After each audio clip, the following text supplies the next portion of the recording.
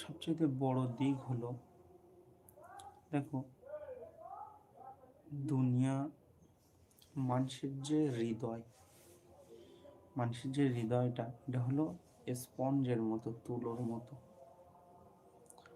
একটা তুলো যদি শরাবে বোড়ানো হয়, তো সে শরাব টানবে।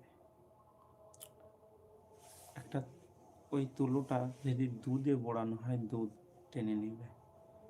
যদি পানিতে বোড়ানো হয়, তা পানি টেনে নেবে। কিন্তু তুলো শরাবে দিলে, নিংড়ালে দুধ বার হবে না, বরং শরাব বার হবে, কারণ ও টেনেছে শরাব। আবার দুধে গুঁড়িয়ে যদি নিংড়ানো হয়, তা দুধ বার হবে, শরাব বার হবে না।